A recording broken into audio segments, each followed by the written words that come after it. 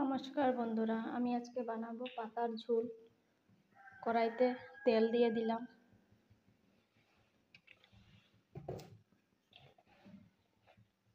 তেলটা অল্প বেশি হয়ে গেছে।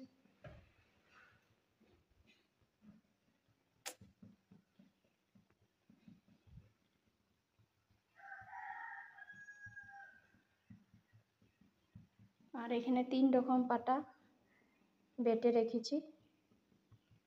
তেলটা গরম হয়ে যাক। এখানে যে পারে কাঁচকলা, তারপরে আলু, আমি এখানে ভাত করলা আর আলু, কাঁচকলা না নিয়ে ভাত করলা আলু এখানে সিদ্ধ বসাইছি। আর এখানে তেলটাও গরম হয়ে গেছে। তেজপাতাগুলি দিয়ে দিলাম।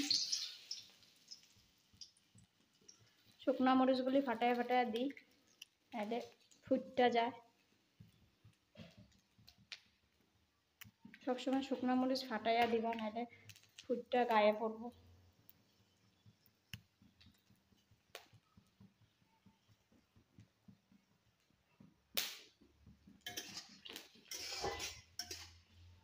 এটা শরীরের লেগা বহুত ভালো, পেটের লেগা।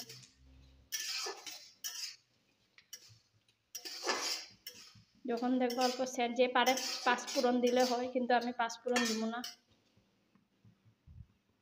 এখন পাতাগুলি, এই যে পাতাগুলি ঢাইলা দিলাম।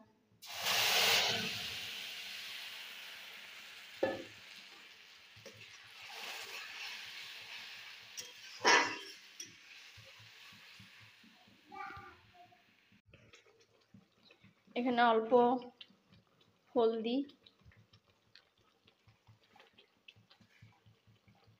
অল্প লবণ দিয়ে দিলাম, দিয়ে ভালো করে লাইরা দিলাম। ওইটা সাতলানি হোক, এখন জল দিব না, অল্পটা সাতলানের পরে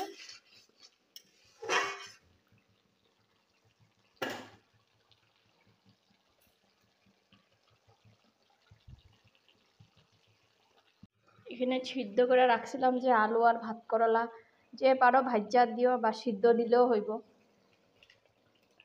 তো পেটের লেগা ভাজি ভুজি না করাটাই ভালো। ভাজ্যা দিলে ভালো, আরে আর ভাজি নাই। অল্প টাইম থাকলে আলুটা সিদ্ধ হয়ে যাবে।